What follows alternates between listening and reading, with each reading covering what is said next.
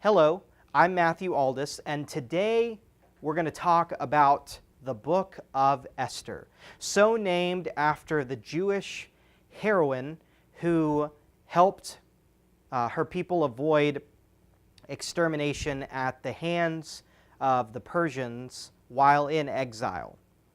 The book of Esther does not have internal evidence to tell us when it was dated, and the historicity in the book is suspect. However, most scholars believe that the book was written by a cultured, intelligent Jewish author, probably at some point between the 4th and 3rd centuries BCE. The structure of the book can be broken down into 3 sections. The first section would be chapters 1 and 2, which introduce sort of the problem that is at play. You're introduced to the Persian king and his wife Vashti, who refuses the king's commands. Then the selection of a new queen. In comes Esther, the Jewish maiden.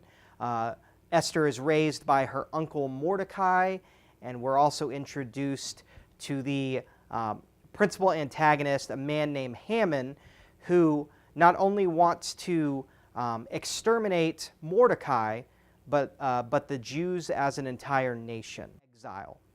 The main section of the book, comprised of chapters 3 through chapters 9, verse 19, the conflict and the resolution, what's going to happen to the Jews, how will they be saved. And then the end of chapter 9, we experience the conclusion and the Feast of Purim, which is the feast commemorating the fact that the Jewish people were spared while in exile.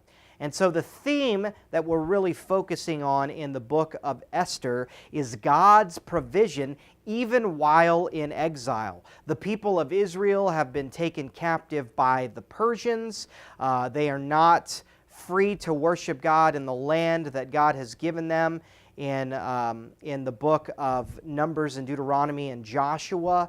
And so they are subject to the whims of hostile nations. And so the book is a tale of God's provision through the character Esther in securing the safety of her people even while under the Persian rule.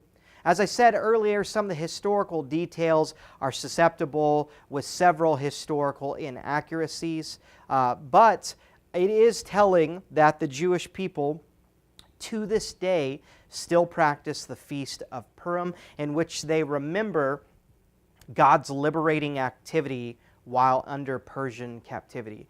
So read the story. It is one of few biblical narratives in which a female protagonist is responsible for securing the safety of her people.